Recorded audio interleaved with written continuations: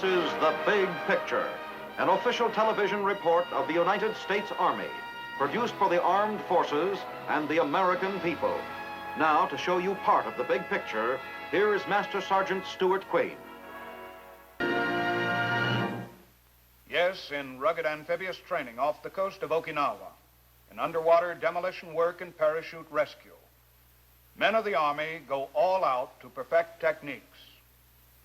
Our final big picture story deals with a soldier's friend who has always gone all out to do a good job and recently was retired with honors. But it was an unusual kind of retirement ceremony that took place not so long ago at Fort Carson, Colorado.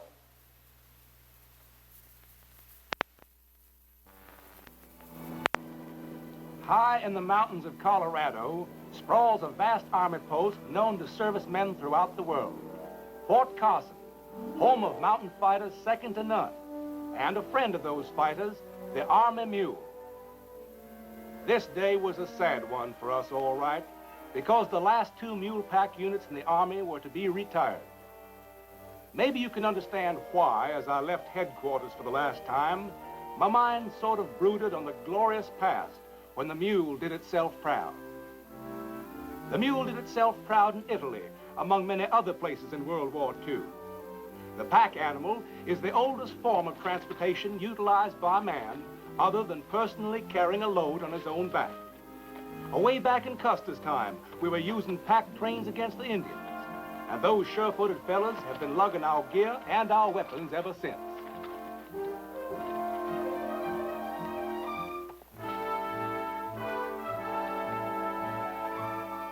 You can bet they came in mighty handy in Italy when we were pushing up the boot against the Nazis.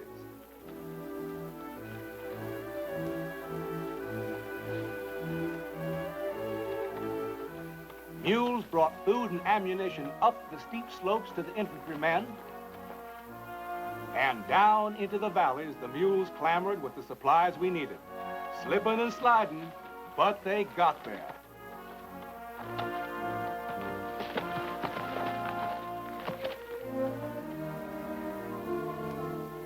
In the Italy fighting, we found out that a mule could carry a 400-pound pack as far as 25 miles a day.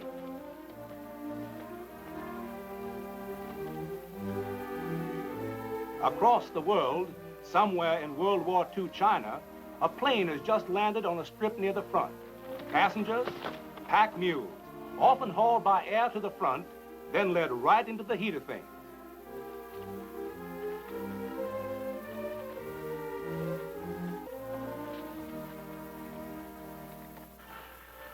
So maybe you can understand why those of us who served with pack units all over the globe in World War II were mighty attached to Hambone and Trotter and all the rest. We always talk about how in Burma, mules saved a surrounded unit of Merrill's marauders. They brayed so loudly, the enemy soldiers thought they were outnumbered and turned and fled. So even though it was a lot of work taking care of the mules, we did it as more than just a job. We knew they had paid us many times over.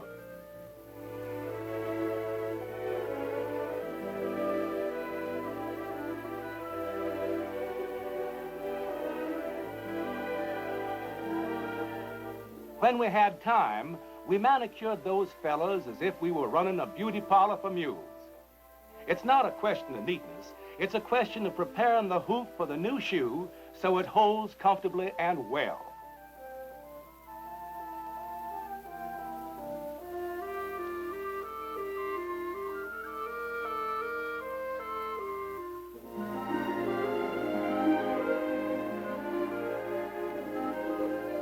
I don't know, in the course of my Army career working with pack mules, how many shoes I've put on how many hooves, but I do know this.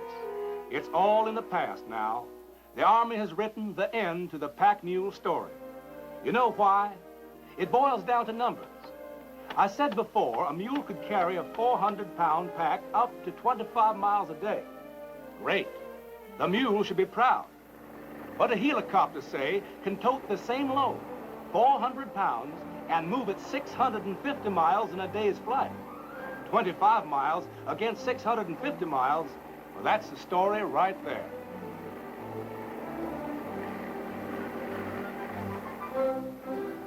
What's more, much as I hate to admit it, a whirlybird's even more at home in mountainous and jungle terrain than a mule is. It simply flies over it and pops down into position while old Hambone and company have to plod along step by step.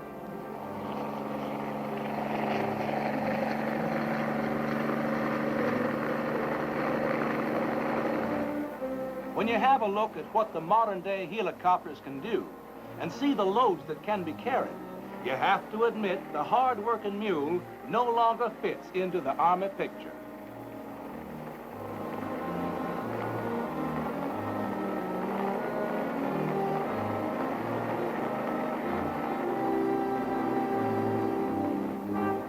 Today, the Army must be prepared to handle trouble in localized areas with hard-hitting units, fast-moving and far-moving. And the mule just hasn't kept pace with this modern concept of warfare. Even without the helicopter, the development of special vehicles for overland travel over rough terrain would have meant less call for the mule. Recently developed for all-terrain transportation is the so-called mechanical mule, a four-wheel drive vehicle that just eats up the rough going.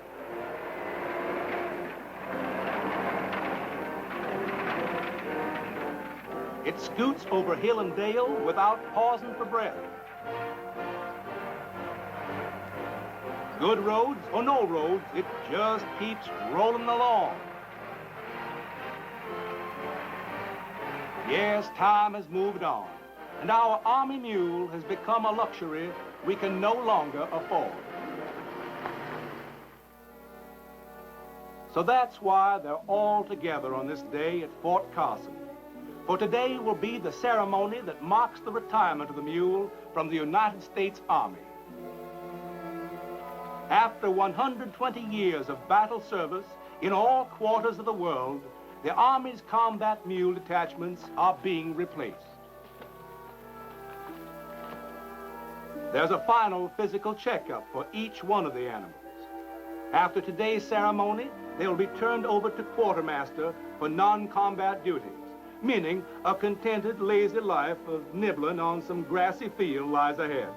The mules are in top-grade shape, too, so it looks like a long life.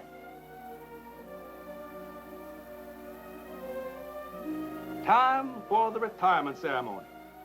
The last review of Pack Battery A, 4th Field Artillery Battalion, and the 35th Quartermaster Pack Company.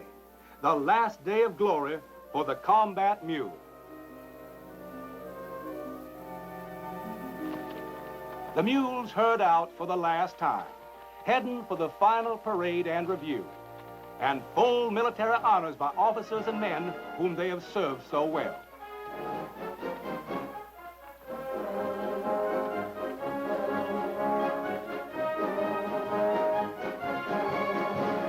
With this pass in review, the 4th Field Artillery Battalion, PAC, organized almost half a century ago, becomes a part of Army history. Its designation will be moved to Fort Sill, Oklahoma, where the unit will be equipped with howitzers and rocket launchers transportable by helicopter. Instead of shooing the trusty pack animals and brushing them slick, soldiers will be working with helicopters and experimental amphibious units. But you know, that doesn't mean we can't all be a little sentimental about the last day of the mule.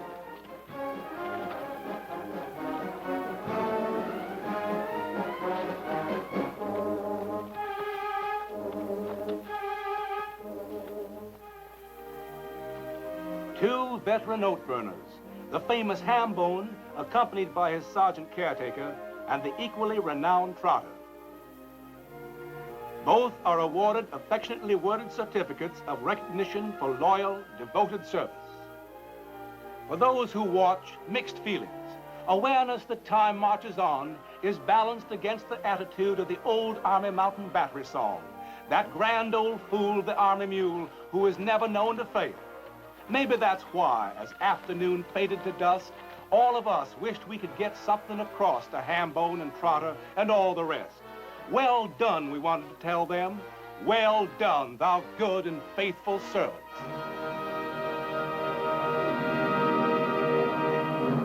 And what more can we say to our faithful friend, the Army Mule, than that we hope he and his buddies enjoy the comfortable retirement they so richly deserve.